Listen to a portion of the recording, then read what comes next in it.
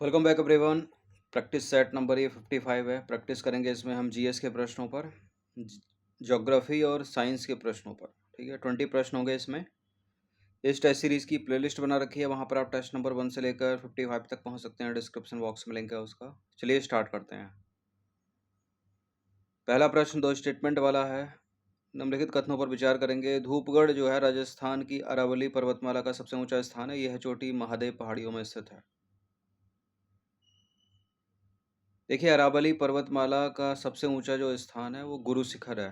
ठीक है, और ये धूपगढ़ जो है राजस्थान की नहीं बल्कि मध्य प्रदेश की सतपुड़ा पर्वतमाला का सबसे ऊंचा स्थान है। तो गलत हो गया पहला वाला स्टेटमेंट। यह चोटी महादेव पहाड़ियों में स्थित है। दूसरा वाला सही है केवल। इस टेस्ट सीरीज की आप फुल टेस्ट सीरीज से जुड़ सकते हैं इस नंबर पर कॉल या व्हाट्सअप करके। देखिए, पहला वाला सही नहीं है क्योंकि अरावली पर्वतमाला का जो सबसे ऊंचा स्थान है वो गुरु शिखर है।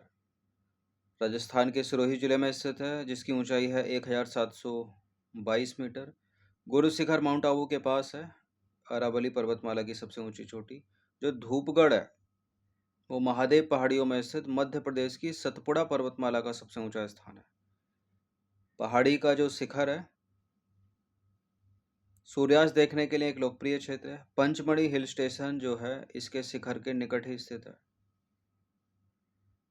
दूसरा प्रश्न है, निम्नलिखित में से किसकी उत्पादकता सर्वाधिक होगी? इनमें से सबसे ज़्यादा उत्पादकता होगी मैंग्रोव वन की।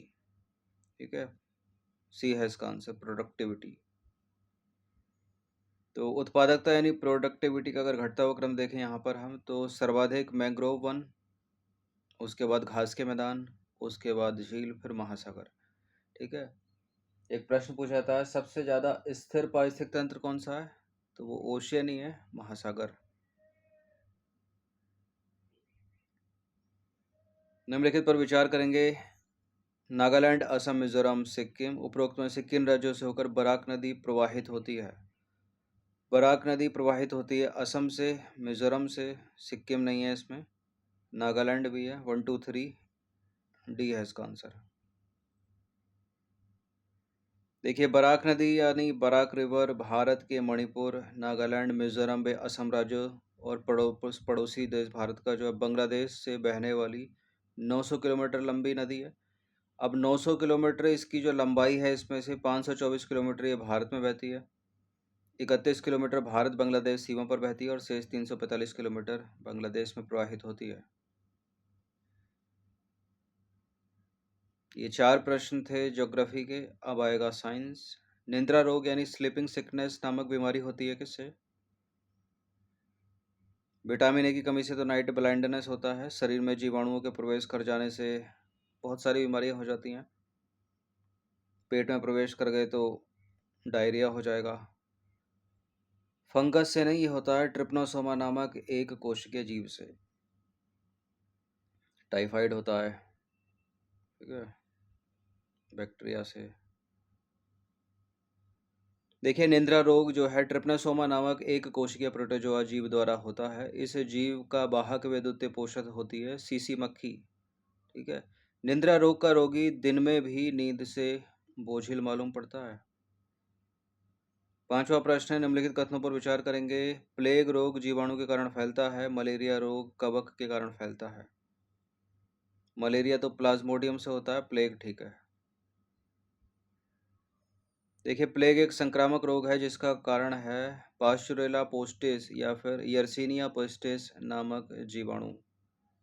मलेरिया एक संक्रामक रोग है जो प्रोटोजोआ परजीवी द्वारा फैलता है। मलेरिया संक्रमित मादा एनाफिलीज मच्छर के काटने से फैलता है, जो परजीवियों को व्यक्ति के रक्त में पहुंचा देते हैं। नंबर 6 पर आ जाइए। निम्नलिखित में से कौन सा प्लाज्मोडियम परजीवी का वाहक है?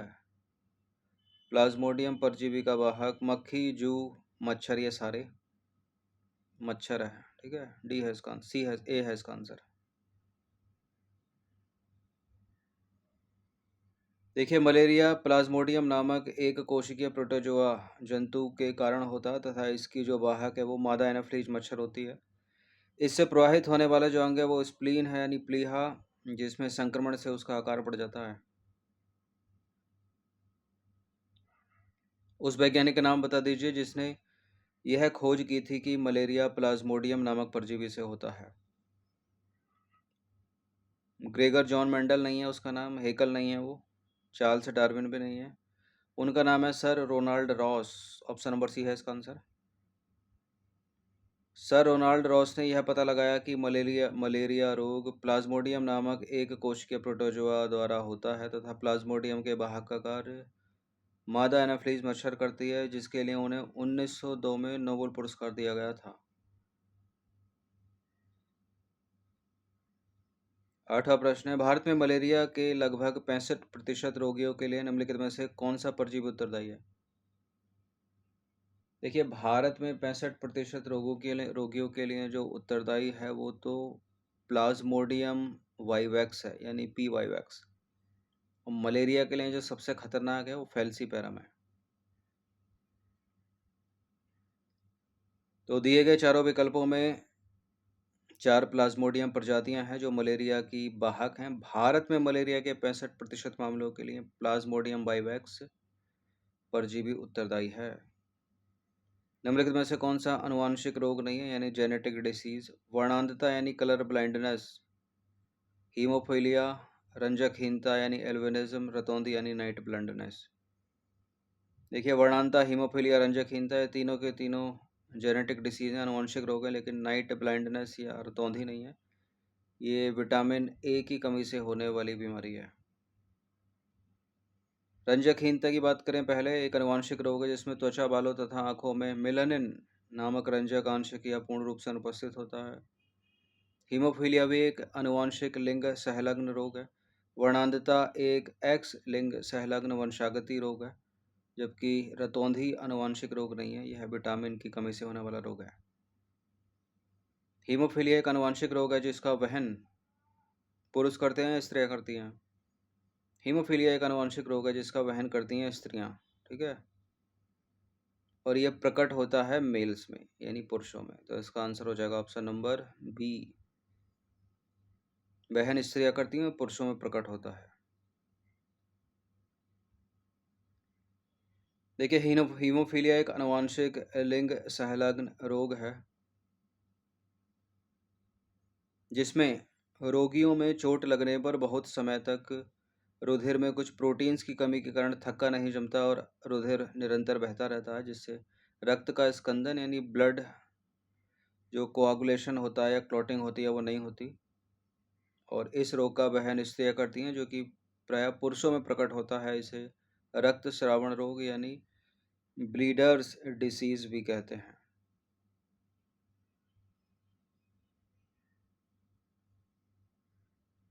फुल टेस्ट पीडीएफ से आप जुड़ सकते हैं ये नंबर इस पर कॉल या व्हाट्सएप करके। अगला प्रश्न है, मानवों में गुणसूत्रों की संख्या 21वीं त्रिगुणसूत्रता उत्तरदायी है किसमें? ये डाउन सिंड्रोम बीमारी है। ठीक है, बी है इसका आंसर। देखिए, मानव में गुणसूत्र संख्या 21वीं त्रिगुणसूत्रता डाउन सिंड्रोम के लिए उत्तरदायी है। इसमें 21वीं जोड़ी के गुणसूत्र 2 के बजाय 3 होते हैं। इसको मंगोली जड़ता भी कहते हैं।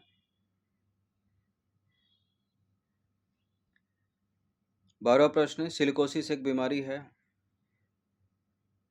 किडनी से रिलेटेड, लिवर से रिलेटेड, लंग्स से रिलेटेड या फिर अव्यवस्थित तंत्रिका तंत्र यानी नर्वस सिस्टम से संबंधित? देखिए, सिलिकोसिस जो है वो ऑप्शन नंबर सी फेफड़े यानी लंग्स से संबंधित बीमारी है। धूल कणों में उपस्थित सिलिका श्वसन के द्वारा मनुष्य के फेफड़ों में पहुंच जाता है। सिलिका के नियमित रूप से फेफड़ों में पहुंचने से रोग होता है। एंथोफोबिया किसका डर है? एंथोफोबिया डर है फूलों का, पुष्पों का। एंथोफोबिया शब्द की उत्पत्ति ग्रीक भाषा एंथोस तथा फोबोस से हुई है। इसमें पुष्पों तथा पुष्पों के विभिन्न भागों जैसे दलपुंज इत्यादि से भय उत्पन्न होता है। क्वेश्चन नंबर 14, निम्नलिखित में से कौन सा कथन सही है? बेरी बेरी तंत्रिका तंत्र को प्रभावित करने वाली व्याधि है। यह विटामिन B7 की कमी से होती है। बेरी बेरी होता है विटामिन B1 से। ठीक है, यहाँ B7 लिखा है, गलत है दूसरा वाला, केवल पहला वाला ही करेक्ट है। देखिए वेरी वेरी तंत्रिका तंत्र को प्रभावित करने वाली व्याधि है जो मुख्य आहार में थायमिन यानी B1 की कमी से होती है, तो पहला वाला सही नहीं है। पॉलिश किए हुए चावल में थायमिन बहुत अल्प मात्रा में पाया जाता है, अतः इसका सेवन करने वाले व्यक्तियों में वेरी वेरी रोग होने की संभावना प्रबल होती है। 15वां प्रश्न है, ब्लू बेबी सिंड्रोम नामक बीमारी के बारे में निम्नलिखित में से कौन सा कथन सही है? प्रमुख रूप से नवजात शिशु इस रोग से प्रभावित होते हैं। पेयजल में नाइट्रेट की अधिकता इसका सबसे आम कारण है। शरीर में मीथेमोग्लोबिन की अधिकता से बीमारी होती है। सारे सही हैं। देखिए सारे ही सही हैं, ठीक है। इसका आंसर हो जाएगा ऑप्शन नंबर डी, ये सभी। तो होता क्या है, ब्लू बेबी सिंड्रोम शरीर में ऑक्सीजन का परिवहन करने की रक्त की क्षमता के घटने का परिणाम होता है। पेयजल यानी पीने वाले पानी में नाइट्रेट की अधिकता इसका सबसे आम कारण है। प्रमुख रूप से छोटे बच्चे होते हैं, नवजात शिशु, इस रोग से प्रभावित होते हैं। शरीर में नाइट्रेट नाइट्राइट में परिवर्तित हो जाते हैं। ये नाइट्राइट लाल रक्त कणिकाओं यानी आरबीसी में उपस्थित हीमोग्लोबिन से अभिक्रिया करके मीथेमोग्लोबिन का निर्माण करते हैं। मीथेमोग्लोबिन की अधिकता से शरीर की कोशिकाओं को पर्याप्त मात्रा में ऑक्सीजन प्राप्त नहीं होती, यही स्थिति ब्लू बेबी सिंड्रोम है। तो विकल्प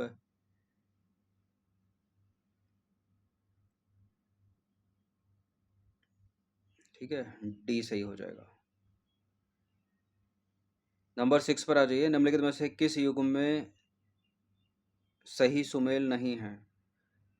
थायमिन के सामने बेरी बेरी, एस्कॉर्बिक अम्ल के सामने स्कर्वी, विटामिन ए के सामने वर्णांधता, विटामिन के सामने रक्त जमना।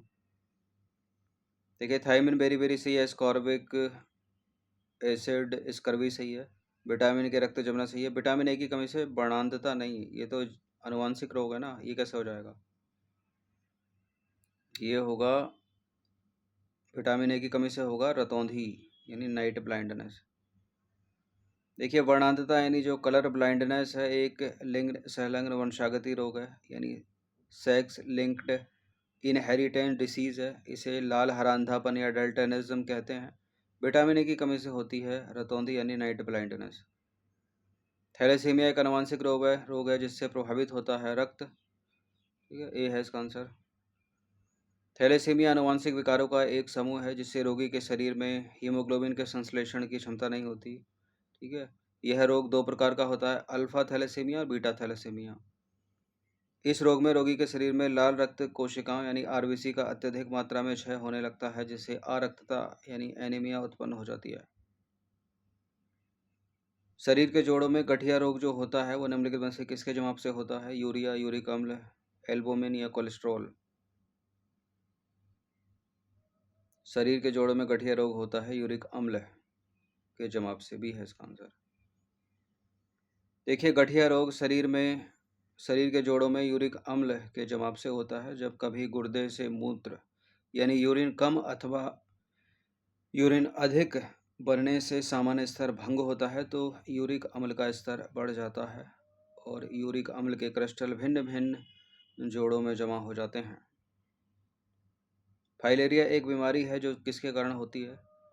फाइलेरिया एक बीमारी है जो होती है वॉर्म के कारण यानी कृमि के कारण। तो बैक्टीरिया हटा दीजिए, वायरस हटा दीजिए, प्रोटोजोआ हटा दीजिए। देखिए फाइलेरिया परजीवी कृमियों विशेष रूप से नेमेटोडा के कारण होता है। संक्रमित मच्छरों के काटने से यह कृमि शरीर में फैलते हैं मनुष्यों के। और फाइलेरिया के सामान्य प्रकार के कृमियों में बुचेरेरिया बैनक्राफ्टी, ठीक है, ब्रूगिया मिलेई और ब्रूगिया टिमोरी शामिल है। फाइलेरिया के लक्षणों में सूजन, बुखार और गंभीर मामलों में एलिफेंटियाइसिस शामिल है। रोकथाम की रणनीतियों में मच्छर नियंत्रण और फाइलेरिया रोधी दवाओं का उपयोग शामिल है। 50वां प्रश्न है, प्लाज्मोडियम की प्रजाति जो घातक मलेरिया का कारण बनती है वो कौन सी है? देखिए भारत में तो प्लाज्मोडियम बाइवैक्स है, लेकिन ये ओवरऑल पूछ रहा है तो इसका उत्तर हो जाएगा प्लाज्मोडियम फॉल्सीफेरम। प्लाज्मोडियम बाइवैक्स को हटा दीजिए, प्लाज्मोडियम ओवेल को हटा दीजिए, प्लाज्मोडियम मलेरियल को हटा दीजिए। प्लाज्मोडियम की प्रजाति जो घातक मलेरिया का कारण बनती है वो कौन सी है? Plasmodium falciparum. Plasmodium falciparum malaria के सबसे गंभीर रूप के लिए जिम्मेदार है, जिसे घातक मलेरिया या फाल्सीपेरम मलेरिया के रूप में जाना जाता है। इस प्रकार के मलेरिया से गंभीर जटिलताएं हो सकती हैं, जिसमें सेरेब्रल मलेरिया भी शामिल है, और मलेरिया पैदा करने वाली प्रजातियों में इसकी मृत्यु दर सबसे अधिक है।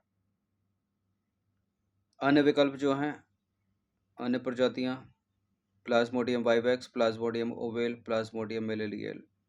प्लाज्मोडियम वाइवेक्स जो है मलेरिया का एक हल्का रूप पैदा करता है, लेकिन पुनरावृत्ति का कारण बन सकता है। ओवेल जो है मलेरिया का एक अपेक्षाकृत हल्का रूप पैदा करता है, जो प्लाज्मोडियम वाइवेक्स के समान है, मतलब इसी के मिलता जुलता। प्लाज्मोडियम मेलेरियल मलेरिया का एक कम गंभीर रूप पैदा करता है, लेकिन पुरानी संक्रमण क्षमता के साथ, इसलिए सही उत्तर हो जाएगा फैल्सीपेरम। तो ये 20 प्रश्न, जिसमें 16 प्रश्न थे जनरल साइंस के और 4 प्रश्न थे ज्योग्राफी के, इनकी प्रैक्टिस कर लीजिएगा। फुल टेस्ट सीरीज से आप जुड़ सकते हैं, जिसमें मिलेंगे आपको फुल टेस्ट PDF फॉर्मेट में। ठीक है, ये नंबर्स पर कॉल या व्हाट्सअप करके। धन्यवाद।